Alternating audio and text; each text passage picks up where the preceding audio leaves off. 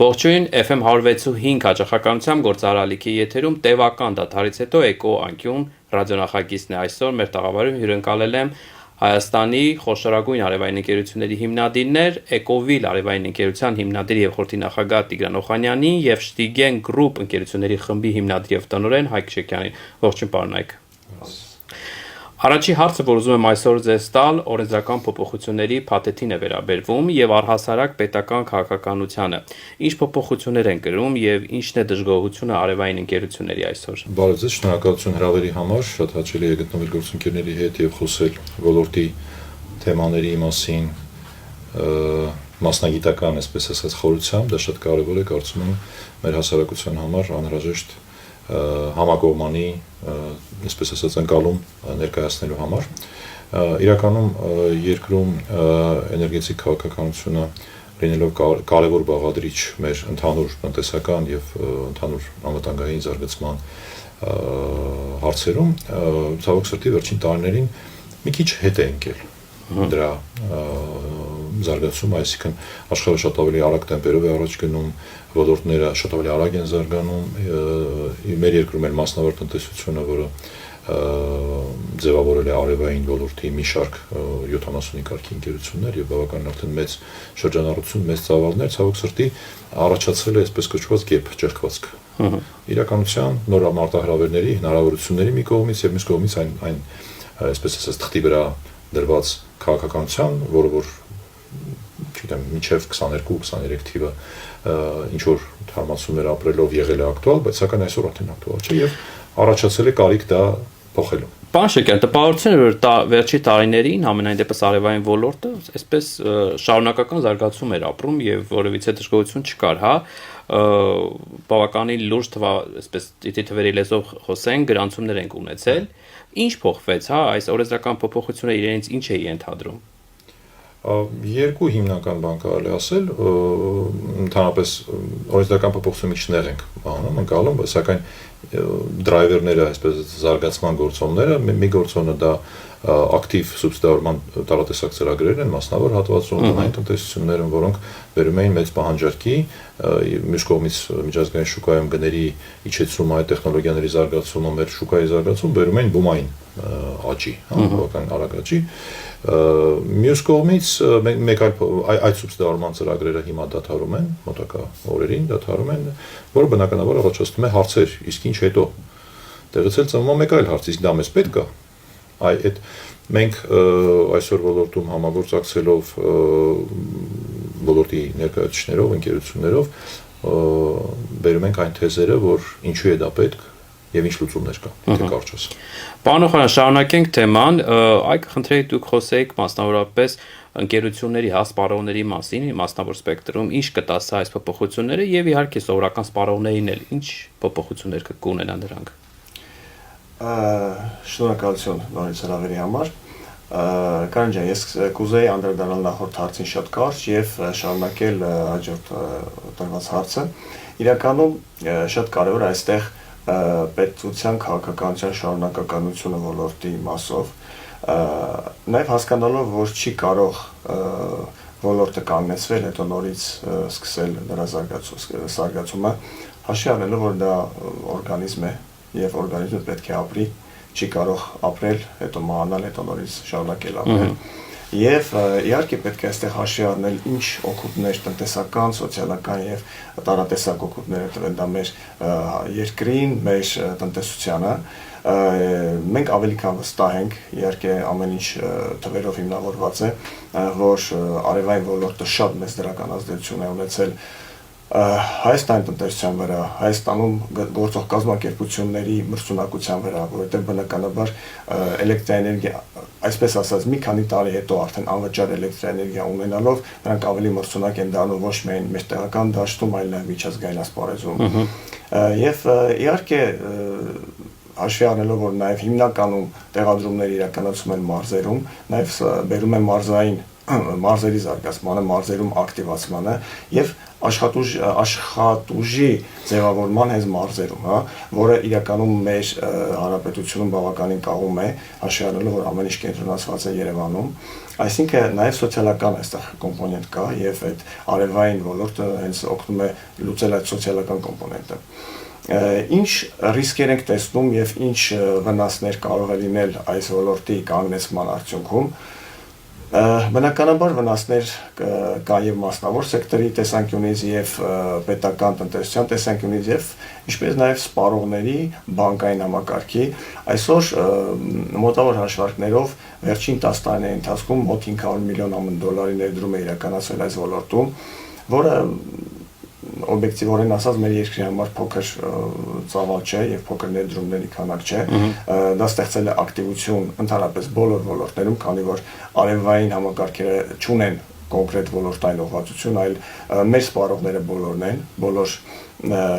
գործարանները, բիզնեսներն են, ինչպես նաեւ ֆիզիկական անձիկ։ Չմոռանանք, որ մարդիկ այսօր օգտվում են մի ռեսուրսից, ստանում են առաջին անհրաժեշտության իրենց պահանջը բավարարում են մի ռեսուրսից, որը անսահմանափակ է հատկապես մեր երկրում, եւ այսօրվա տեխնոլոգիաներով, այսօրվա գները հաշվի առնելով մենք իրավունք չունենք ուղղակի չօգտվել։ Բնականաբար բոլոր երկրներն էլ ով ընտրում են այս ուղղությունը, ինչ որ կետի հասնում են մի մակարդակ, երբ խնդիր է առաջանում, դա խնդիր տեխնիկական խնդիր է, այսինքն հաշվի առնելով արևային համակարգերի սպეციფიკան, որ ցերեկային ժամերին է արտադրվում, բայց սպառումը մաքսիմալ սպառումը, պիկային այսպես ասած սպառումը ցերեկային ժամերին չէ, բնականաբար խնդիրներ առաջանում են, բայց այսօր այդ խնդիրների լուծման պրակտիկա կա աշխարհում։ Այսօր ամենահեշտ լուծումը դա չի ընտրվել ոլորտը կանգնեցնելը, ընտրվել է ոլորտի հետ աշխատելը, խելամիտ լուծումներ գտնելը, ժամանակ տալը եւ քայլ առ քայլ փոփոխություններ իրականացնելը։ Դուք օրերս հանդիպում կազմակերպեցիք արևային ոլորտի, հա, արևային խոշոր ընկերությունների հիմնադիրների, փորձագետների, ֆինանսաբանկային, միջազգային գործընկերների, ինչպես նաև լրատվամիջոցների հետ։ Այ ինչ հանդիպումներ եւ ինչ հայտարարությամբ հանդես եկաք։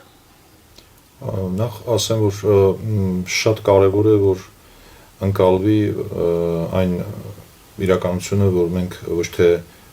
արևայինի վկա, որպես գալիս ենք այստեղ ասում ենք արևային եւ վերջ, արևային լալը, մենք ասում ենք, որ սա անսպառ եւ տեղական ռեսուրս է, որի մաքսիմալ կիրառումը հնարավոր բոլոր ձևերով համապատասխանում է մեր ազգային շահին։ Շատ կարևոր է, որ մենք դա գիտակցենք։ Ուստի, եթե մենք դա գիտակցում ենք, մենք արդեն հասկանում ենք դրա հետ կապված խնդիրները, որ Տիգրանը նշեց, ասենք օրինակ տեխնիկական խնդիր ասեց, հա, օբյեկտիվ մենք դա գիտակցում ենք։ Մեր համար շատ կարևոր է, որ եւ ոլորտում գտնվող ընկերությունները, ակտիվ խաղացողները գան մեկ ընկալման, տարբեր կարծիքներ կարող են լինել իհարկե, բայց գլոբալ հարցերի շուրջ մեկ ընկալման, համանման ընկալման եւ ոլորտի ձայն որպես արդեն դա հնչի եւ շատ կոնկրետ արդեն լուծումներ մենք առաջադրենք, որտեղ մենք այսօր հասկանում ենք, որ ցավոք սրտի իհարկե շատ լավ կլիներ, եթե կառավարություն ունենար այդ կարողությունները, ռեսուրսները, բայց այսօր աշխարհը այնպեսի խառը վիճակում է, որ նույնիսկ եթե ես մի հարցում ռեսուրս ունես, մի հարցում չունես, եւ բիզնեսի ու պետության համագործակցությունը, արդյունավետ երկխոսությունը շատ կարեւոր է, որովհետեւ մենք նույն խնդիրներին տարբեր անկյուններից նայելով կարող ենք ավելի լավ լուծումներ տալ։ Օրինակ, ասեմ, այն քաղաքականությունը, որ այս պահին կամ լուծումները, որոշումները, որ այս պահին կիրառվում է, գիտակցելով, որ մեր էներգետիկ համակարգը մոտեցել է բավականին վտանգավոր շեմի, որ արևային հզորությունները շատ են եւ ցերեկվա ժամերին մենք այլևս չենք կարողանում օրինակ այլ հզորությունները տեղավորել այդ սպառման բանի մեջ, ծավալի մեջ, պարզապես տրամաբանորեն ընտրում են, ասում են, դե ուրեմն միգուցե մենք կանգ առնենք մի պահ արևայինով, հետո նոր զոհաբերենք արևային ոլորտը։ Գիտեք, զոհաբերել բառը տեղ միգուցե մեր համար տենց էմոցիոնալ հնչի, սակայն ցանկացած ընտրություն, որ դու կատարում ես, դա կոմպրոմիս է մեկը մյուսի հաշվին, դու ընտրություն ես կատարում, ընտրությունը հենց դրանով է կարևոր ճիշտ ընտրել, հասկանալով ինչն ես նախընտրում, ինչն է ավելի կարևոր։ Ու այդ առումով շատ կարևոր է, որ մենք բոլորս հասկանանք առաջնահերթությունը այնուամենայնիվ զարգացումն է, թե ենթադրենք խնդիր չունենալը, խնդրեմ չունենալը։ Այդ առումով մենք արևային ոլորտի ընկերությունների հետ երկխոսություն նախաձեռնեցինք եւ կարծում եմ, որ շատ հաջողված հանդիպում էր, որովհետեւ նախ մտքափոխանակությունը նոր շատ մտքեր առաջացրեց։ Բացի դա բնականաբար մարդիկ իրենց առօրյա աշխատանքի մեջ ինչ որ բաներից չեն իմանում, չեն տեղեկանում։ Այսինքն միասին աշխատելու ամեն դեպքում ցանկություն կա։ Եվ միանշանակ, եւ մենք ունենք կարելի ասել, որ արդեն այդ ընդհանուր ընկալումը, որ մտադրությունը բոլոր արևային ընկերությունների կողմից կարծես թե դա համընդհանուր կիսվում է, որ մենք ասոցիացիա պետք է հիմնադրենք, ոլորտը ներկայացնող ձայնը պետք է արդեն այսպես պաշտոնական, ոչ թե որպես անհատներ գնանք տարբեր տեղերում դռները թակենք եւ ասենք, բա մենք կարևոր բան ենք ասում, այլ ոչ որպես ոլորտի ձայն արդեն մենք պաշտոնական ներկայացնենք եւ համագործակցենք պետության հետ։ Շատ լավ։ Պարոն Օխանյան, ես ուզում եի հարցնել Հայաստան-Իրան հոսանքագծի մասին բարձրորտային ինչ տեղեկատվություն ունեք, ինչ փուլում է եւ արդյոք սա կարող է իսկապես լուծումներից մեկը դառնալ։ Բնականաբար դա լուծումներից մեկն է, իհարկե մեկն է, ոչ ամբողջական, բայց մինչ այդ հաշվի առնենք, որ մենք այսօր ունենք մի ոլորտ, ունենք կայացած մի ոլորտ, որը մեզ հնարավորություն է տալիս ենթակառուցվածքների առկայության դեպքում արտահանել ապրանք։ Այսօր մենք գաղտնիք չէ, որ պետական քաղաքականությունը հենց հիմնված է հենց արտահանման խթանման վրա, նույնիսկ հազարավոր ծրագրեր կան, որոնք խթանում են տարբեր սկսած գյուղատնտեսական եւ ոչ գյուղատնտեսական ապրանքների արտահանումը, բայց չգիտես ինչու անտեսում են էլեկտրաէներգիան։ Կարող է այլ շուկայում, այլ երկրում գինի կամ, չգիտեմ, կատնամթերք չօգտագործեն, բայց էլեկտրաէներգիա պարտավոր են օգտագործել։ Եվ այսօր մենք ունենք կայացած ոլորտ, որին ուղղակի պետք է հնարավորություն տալ արտահանել։ Բոլորս հասկանում ենք խնդիրները, բոլորս հասկանում ենք, որ այդ խնդիրները տնտեսաաշխարհագրական եւ քաղաքական են, բայց դա չի նշանակում, որ մենք ավելի հեշտ է կռվենք դրա դեմ, քան օգնենք, որպեսզի արտահանումը խթանենք, հա։ Բնականաբար ձեր նշած գիծը, բարձր գիծը հենց լուծումներից մեկն է եւ կարծում ենք բոլորս էլ այդ կարծիքին ենք եւ ոչ միայն ոլորտի մասնավոր ընկերությունները, բոլորն էլ այդ կարծիքին են, որ դա այն առաջնահերթ ուղղություններից է, որի վրա պետք է ուշադրություն դարձնել։ Ինչու՞ չէ նաեւ Վրաստանի գծի մասին խոսքը կարող է լինել, որովհետեւ այնտեղից մենք կարող ենք արտահանել երրորդ եւ այլ երկրներ, իսկ դրա պահանջարկը այսօր կա։ Այսինքն մենք պետք է փորձենք խնդիրները լուծել, այլ ոչ թե գլուխներս պահել եւ մտածել, որ խնդիր չկա։ Այսինքն խնդիր կա։ Եվ ես կուզեմ առանձնահատուկ նշել այսօր խնդիրը ինչու այս քաղաքականության, այսպես ասած, բեկումնային պահը եկավ, հա, շատ կարևոր է, որ բոլորը հասկանան,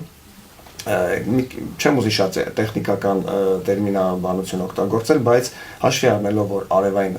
էներգիան նորից կրկնեմ, հա, արտադրվում է օրվա ընթացքում, բայց սպառումը հիմնականում երեկոյան գիշերային ժամերի է, այստեղ առաջանում է ժամանակային վակուում, բայց դրա լուծումներ աշխարհում կան, այսօր կուտակիչների եւ մատչելի են, այսօր ակումուլյատորային տեխնոլոգիաները այնքան էժան են, այնքան հասանելի են դարձել եւ այնքան լավ ֆինանսավորում կա, միջազգային կանաչ ֆինանսավորումներ կա, որ նույնիսկ ոչ միայն ոչ տրամաբանական, այլ նաև սխալ է չմտածել այդ ուղղությամբ եւ այդ սպառումը, արտադրություն, այդ վակուումի խնդիրը լուծելու, այլ փորձել գնալ այն տարբերակով, որ արևային վնաս է, արևային մեզ պետք չէ։ Ինչպես պետք չէ, այսօր ամբողջ աշխարհն է գնում արևային եւ վերականգնող էներգետիկայի օգտագործմանը։ Այսօր ամբողջ աշխարհում զարգանում են, ավելանում է էներգետիկ սպառումը։ Չմոռանանք, որ մենք շատ ենք խոսում հենց վերջերս հայտարարված ծրագրի մասին, որ Հայաստանում 500 միլիոն ԱՄՆ դոլարներ դրում է արվելու, տվյալների կենտրոն է կառուցվելու։ Ես մոտավորապես, որ պատկերացնեք, հաջորդ 10 տարվա մեջ 5 անգամ ավելի շատ տվյալների կենտրոն է աշխարհում կառուցվելու, քան այսօր աշխարհում գոյություն ունի։ Դուք պատկերացրեք բոլոր էներգիա սպառող կառույցներ են, հա, օբյեկտներ են։ Ու հիմնականում, քանի որ պատվիրատուները մեծ համաշխարհային ընկերություններն են, իրենք ունեն նաև բնապահպանական պահանջներ, այսպես ասած ESG պահանջներ, որտեղ հստակ գրված է, որ պետք է որոշակի եւ հիմնականում մեծ մասը լինի վերականգնող էներգետիկ։ Վերջում մենք ունենք պարտավորություններ Փարիզյան համաձայնագրի։ Բայց այսօր արդեն հասել ենք դրան։ Ինչու մենք այսօր կանգնեցնենք ոլորտը, հետո նորից մտածենք, թե ոնց ենք, այսինքն մենք դրանով նաև ստացվում ենք կառավարության ծրագրում, Տիգրան ջան, կներեք, ընդհատում եմ, կառավարության ծրագրում մենք ունենք 30 թվին հասնել 1000 մեգավատ բանին, մենք այս տարի կհասնենք։ Այսինքն գերակատարել ենք պլանը, ինչ վատ է։ Եկեք առաջ նայենք, ավելի լավ բան ունենք, ասինքն իրավիճակ ունենք եւ լուծումները կան։ Շատ նորմալ է, որ մենք որպես բիզնես պետք է հնարավորություններ տեսնենք։ Շատ նորմալ է։ Այն է, Կարեն ջան, այս իրականում սա խնդիր է, բայց միջազգային մեր ոլորտային ժարգոնով սա ասում են happy problem, ուրախ խնդիր։ Շատ երկրներ ուրախ կլինեն այս խնդիրը ունենալու, որտեղ սա աշխատանքի արդյունք է, սա տեխնոջան աշխատանքի արդյունք է եւ ճիշտ քաղաքականության արդյունք է։ Այսօր մենք այդ ուրախ խնդիրը ունենք։ Ինչու ենք դա սարքում տխուր խնդիր։ Նայեք, դուք խոսեցիք միջազգային փորձից, կուզենամ մի փոքր ավելի մանրամասն ներկայացնեք, մանրամասն օրինակ Մեծ Բրիտանիայի եթե փորձից ծանոթ եք, արդյունքում ինչ ստացվեց այս նման էր իրավիճակը, տպավորություններ, որ հասարակությունը բողոքեց, ընդդիմություններ կային, երկու կարծիք կար եւ վերջում ինչպես ավարտվեց այս պայքարը։ Ես հիմնականում կարելի ասել այդ ճանապարհը, որ անցնում են, նման է շատ տարբեր երկրներում, դա արևմտյան Եվրոպայի երկրներն են, նույնիսկ արդեն արևելյան Եվրոպայի ԱՄՆ, այսինքն երկրներ, որտեղ արևային էներգիայի կշիռը բավականին մեծ մաս է կազմում ընդհանուր էներգետիկ բալանսում եւ որոշակի տարբերություններով հիմնականում նույն լուծումներն են առաջարկում եւ լուծումներից հիմնականը դա որը որ նույնիսկ չիրագործելը ոչ տրամաբանական է, դա ակումուլյացիոն համակարգերի ներդրումն է եւ բնականաբար սպառման շեղումը, այսինքն մենք այսօր սպառում ենք երեկոյան ժամերին, պետք է խթանիչ ծրագրեր լինեն, որպեսզի մենք սպառումը տեղափոխենք հնարավորինս ցերեկային ժամերի։ Դա հնարավորություն կտա ավելի քիչ ակումուլյացիոն համակարգերի մեջ ներդրում անել, ավելի հենց ուղիղ սպառել մեր արտադրած էլեկտրաէներգիան եւ դրա համար կա գործիքակազմ, կա փորձ աշխարհում։ Այսօր նորից ասեմ, ամենահեշտ բանը խնդրից խուսափելն է կարճաժամկետում, բայց դա չի նշանակում, որ երկարաժամկետում դա մաքսիմալ շահեկան է եւ տնտեսության եւ պետության եւ ինչու՞ չէ մասնավոր հատվածի համար։ Պատկերացրեք ինչքան այսօր ֆինանսավորում է գալիս միջազգային կառույցներից կանաչ ֆինանսավորում արտոնյալ պայմաններով, որը նաև շարժ է առաջացնում մեր համակարգում, մեր տնտեսությունում, չէ՞։ Այս պահին բավականին մեծ թվեր են դրանք։ Հիմա եթե մենք այս ուղղությունը կանգնեցնենք, ինչ է նշանակում։ Այս կանգնեցնում ենք նաև այդ ֆինանսավորման աղբյուրները մեր։ Այո։ Ես անպայման ուզում նշել, որ երբ որ միջազգային փորձն եմ ուսումնասիրում, նկատում եմ, որ ոչ միայն արևային ընկերություններն են, այս բողոքի, միջավայրը ստեղծում, այլ նաև հենց էկո ընկերություններ։ Ինչպես կգնահատեք Հայաստանում գործող էկո ընկերությունների դերը այս գործընթացներում։ Ես ուղղակի եթե թույլ կտաք մի երկու բառով ավելացնեմ Տիգրանի ասացին, նայեք, երբ որ խոսում ենք լուծումների մասին, շատ իրականում այդպես ինչ որ նոր բաներ չենք հորինում, մենք ասում ենք, որ կա ձևավորված ոլորտ, այսինքն այդ փոփոխությունները, լուծումները իրագործողը, այսինքն ձեռքերը ոտքի ուղեղները կան։ Տեսեք օրինակ տարբեր ոլորտներում, երբ որ մենք ուզում ենք ենթադրենք IT ոլորտի զարգացման մասին, երբ որ խոսում ենք, այդ ոլորտի ձեռնարկատերերը բողոքում են կադրերի բացակայությունից կամ սակավությունից։ Պետք է 100,000 պայմանական թվեր եմ ասում, կա 10,000։ Հիմա այստեղ կա ձևավորված արդեն կադրային դպրոց, այսպես ասած շկոլան դառնուցը կա, եւ մենք սկսել ենք արտահանել գիտելիք, աշխատուժ, աշխատանք, փորձ։ Դա շատ կարեւոր է։ Հիմա եթե մենք խոսենք օրինակ կուտակային կայանի, մի կուտակային կայան, մեկ տան համար, ինչա դա իրանից ներկայացնում, ես սրանից հիշում եմ 7-8 տարի առաջ ջրային տաքացուցիչի, արևային ջրային տաքացուցիչի վրա այդ օրինակը բերում, ըստ էության դա մի լավ հեռախոս է կամ լավ երկու լավ հեռախոս։ Պատկերացնում եք դու այդ ծախսով, ընդ որում կարող ես սուբսիդավորվող վարկի միջոցով քո տունը սարքել, բան, ինչա կոչվում, ավտոնոմ, հա։ Ոչ միայն դա, անկախ, ոչ միայն դա, այսինքն այսօրվա այդ անջատումներից, բաներից խուսափել դա իր հերթին, այդ կոմֆորտը ամբողջությամբ ստանում, բայց ոչ միայն դա, այլև դու կարող ես նպաստել, ինչպես Տիգրանը նշեց,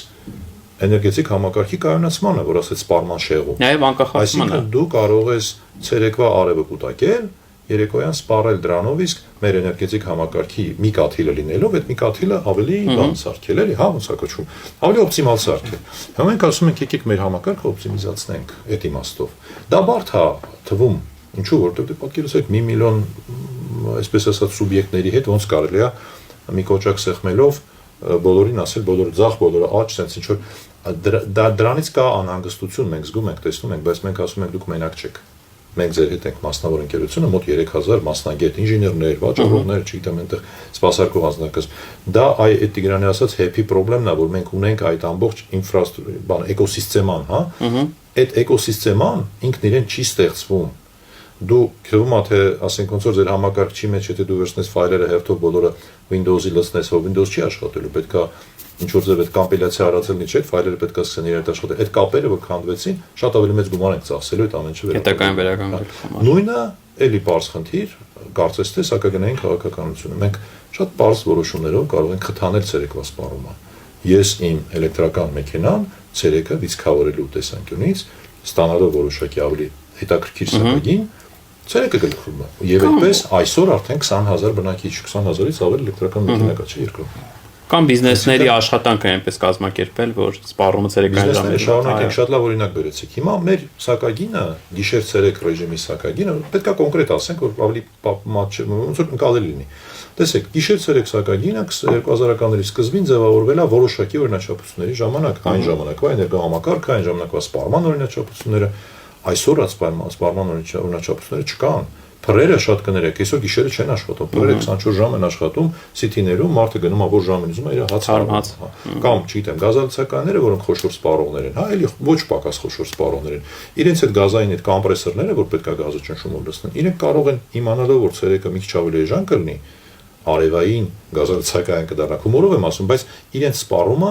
կաճի այդ ժամերին եւ մենք ավելի կայուն համակարգ կունենանք։ Այսինքն տնտեսական պոտենցիալը մենք ասում ենք հսկայական է, որ օրինակ տվյալների կենտրոնները, բայց ոչ միայն տվյալների կենտրոնները, զուլարանները եւ այլ։ Մեր տնտեսությունը ինչ է իրանց ներկայացնում, փոքր տնտեսություն, որը պետք է արտահանի բարձր արժեք։ Այսինքն բարձր արժեք ստեղծելու համար ցանկացած ոլորտ այսօր նայեք, էներգոինտենսիվ բան արնելու, չէ՞, տեխնոլոգիաներ են, շատ էներգիա պետք է ծախսես, որ ինչ որ մի լավ բան ստանաս, այս միկրոֆոնը ստանալու համար ինչ որ էներգիա է ծախսել, որը քիչ չի։ Գալով ձեր հարցին կներեք, ես այս մեջբերում պետք է իրանեի, գալով ձեր հարցին այդ էկո ոլորտը իրանից ինչ է ներկայացնում կանաչների կամ էկոլոգիական շահառու։ Կատում եք արդյոք ակտիվություն, այսպես ձեր կողքին է։ Մեծ հաշվով մենք զգում ենք աջակցություն, մեծ հաշվով զգում ենք աջակցություն, ինչպես շատ ոլորտներ Հայաստանում սաղմնային շատ բաներ կան եւ բյուրեղացման համար, որը որ կարող է իմպուլս տալ, հա, արդեն հստակ իմպուլս տալ դեպի ինչ որ վեկտոր հաղորդել, զարգացմանը դեռ շատ աշխատանք կա կատարելու ու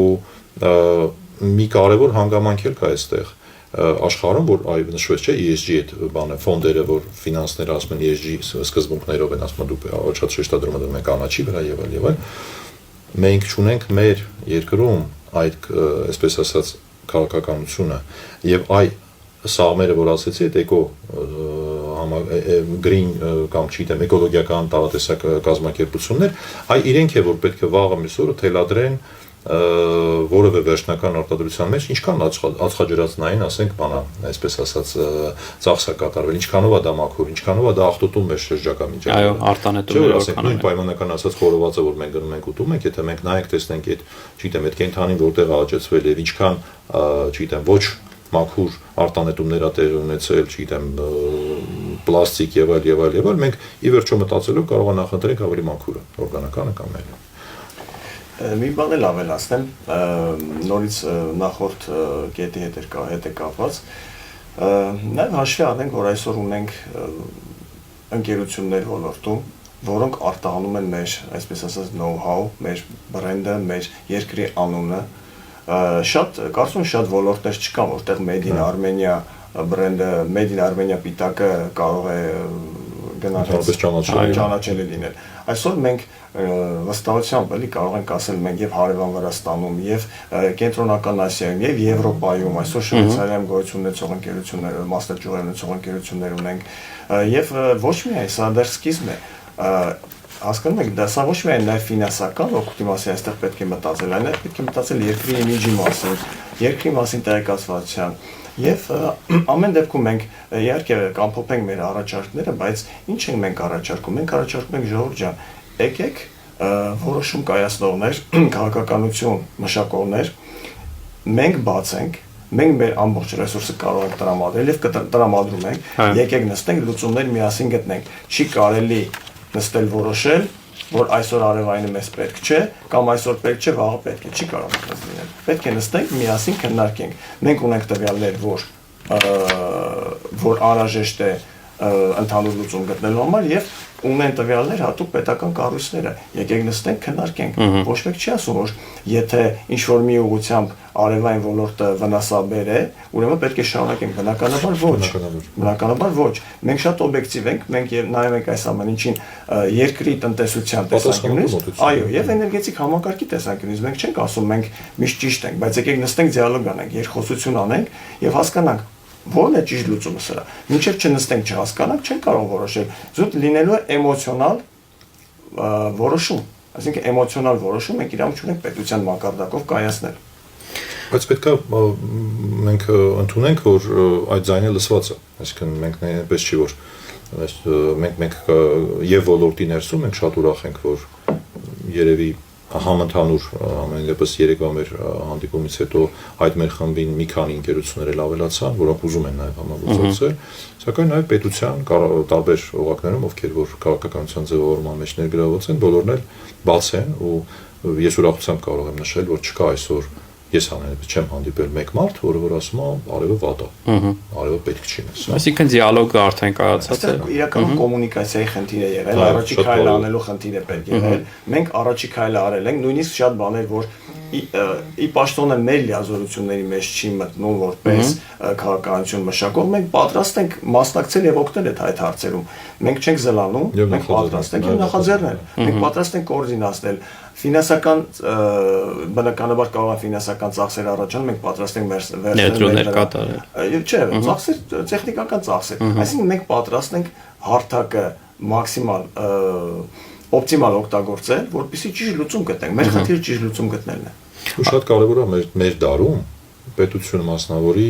էֆեկտիվ համագործակցությունը, որտեղ շատ արագ է ամեն ինչ զարգանում։ Պետությունը ցավոք սրտի իր կառուցվածքի, իր ավանդույթների շնորհիվ դանդաղ ապրող շնչող օրգանիզմ է։ Եթե այս համագործակցությունը ստացվի, մենք շատ լուրջ արագացում կգտնենք։ Եվ նաև շարունակական համագործակցության սկիզբ կդառնա։ Դա հետաքրքիրնի նաև այլ ոլորտներում ես վստահ։ Այսպիսով ձեր առաջարկները երկուսն են, հիմնականում ակումուլյացիոն արևային կաների խթանումը եւ ճկուն կառավարման խթանումը։ Եթե այլ տարբերակներ կան, ապա երևի փորձենք, ես ասեմ հետո վստահ եմ Հայկը կավելացնի, իրականում առաջարկները, եթե ավելի մասնավորեցնենք, բավականին շատ են, այսինքն լուծումներ, ոչ թե առաջարկներ, բայց եթե գլոբալ նայենք, առաջարկները ամենագլոբալ առաջարկը նա է, որ պետք է շարունակենք աշխատել, պետք է քայլ-քայլ անցում կատարենք, այլ ոչ թե այսօր էմոցիոնալ, այսինքն իսկ դրա համար պետք է մենք նստենք, որոշենք իրար հետ որն է ճիշտ ճանապարհը, որը կօգնի ոլորտը պահել, այսպես ասած, ալիքի վրա եւ միաժամանակ խնդիրը, էներգո համակարգի խնդիրը խուսափել։ Լուծումները կան, նորից եմ կրկնում, լուծումները բոլորս էլ գիտենք, մեր քաղաքականություն մշակողներն էլ գիտեն, բայց ժամանակի հարց է եւ ինչպես Հայկը նշեց, պետք է որոշակի կոմպրոմիս ունենալ, չի կարող մաքսիմալ շահեկան լինել բոլորի համար, պետք է գտնել ընդհանուր համար ամենաշահեկան տարբերակը։ Այսինքն մեկ, դա ամենաառաջի կարևոր հարցը, որպեսզի մենք հրավիրում ենք բոլոր շահագրգիռ կողմերի նստել, քննարկել, լուծումներ գտնել։ Կարծում ամենամեծ առաջարկը սա է։ Եթե ավելի մասնավորեցնենք, այո, դրա մեջ մտնում է ակումուլյատորների ներդրումը, դրա մեջ մտնում է սպառման գրաֆիկի հետ կապված աշխատանքները։ Նաև շատ կարևոր է, որպեսզի մենք ուշադրություն դարձնենք նաև արդեն գոյություն ունեցող ակտիվության վրա, որը հենց մեր սուբսիդավորման, պետական սուբսիդավորման շնորհիվ է։ Մենք քննարկում ենք ավելի մանրամասը կասեմ, մենք քննարկում ենք հենց սուբսիդիաների շարունակությունը որոշակի ձևափոխումներով, որպեսզի հենց ոլորտը որը ներառի նաև ակումուլյացիոն համակարգերը։ Հարցը գիտեք որն է, այսօր արդեն խնդիր կա։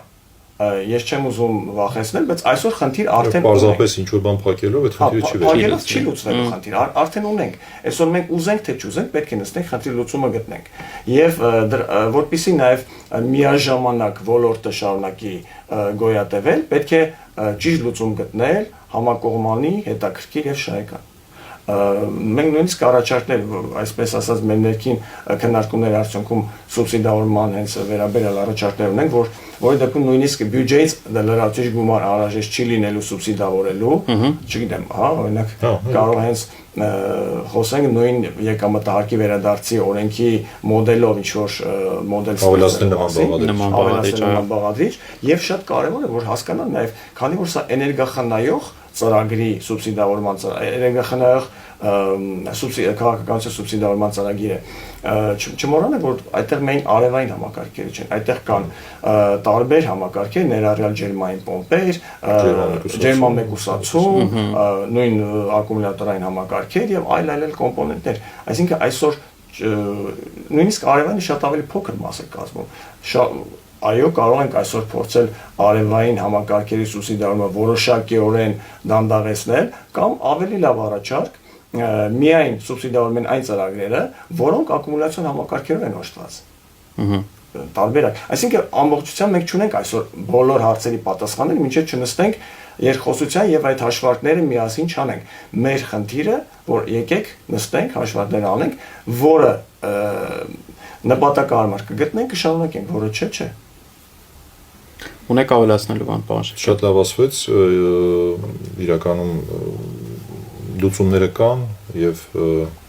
պարզապես ես ուրախ եմ որ մենք միավորվել ենք այս կարևոր խնդիրը լուծելու համար։ Շնորհակալություն։ Դե հաջողություն եմ աղթում ձեզ, հուսամ որ այս բոլոր քայլերը կբերեն իրենց հաջողված ավարտին եւ ի վերջո սպառողների մոտ այն անվստահությունը չի առաջանա ոչ միայն ոլորտի, այլ նաեւ պետական մարմինների հանդեպ, որովհետեւ ձախողման դեպքում վստահ եմ նման բան հնարավոր է։ Շնորհակալություն։ Շնորհակալություն։ Կհանդիպենք։